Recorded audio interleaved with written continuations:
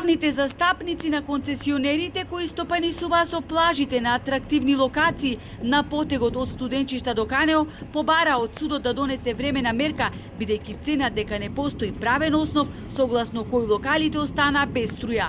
Се работи за правни лица кои сами извршиле електрификација на објектите во договор со Евана и редовно ги подмирувале сметките. Во тој поглед не гледаме каков интерес имала општината и со кое оправдание побарала од Евана да го прекине напојувањето на објектите со електрична енергија, велат правните застапници кои денеска побара од судот да изрече времена мерка, а не ја исклучуваат и можноста да поднесат и тужби против општината и Евана.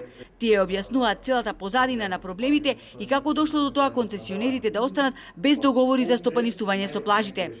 Главниот проблем од кој потекнува целата работа ова со плажите е тоа што во 2018 година е спроведено јавно надавање, меѓутоа истото е спроведено со грешки кои што подоцна се утврдени од страна на второстепена комисија. Заради тоа истото јавно надавање е вратено на првостепено одлучување, меѓутоа од тој момент до денес немаме одлука.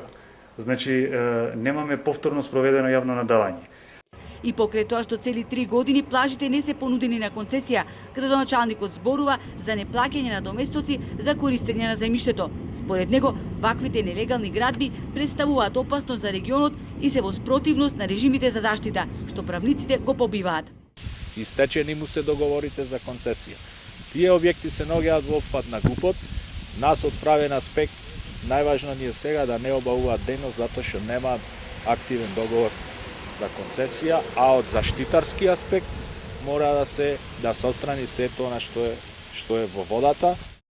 Сите плажи се изработени по проект одобрен од општината. Не само одобрен, дури во некои случаи и се правени измени по барање директно од општината, така што сметам дека не може да се зборува сега денес дека тие се бесправни објекти или градени некако на диво. Тие се градени легално, согласно сите правила во моментот кои што важеле и со сите потребни дозволи од надлежните органи. Најавата за рушење на објектите изградени на потегот од Студенчишта до Канео го сврте вниманието на јавноста, која ги преплави социјалните мрежи. Едни го оправдуваат решењето, а други дури се организираат со жив штит да ги бранат репрезентативните објекти на плажите.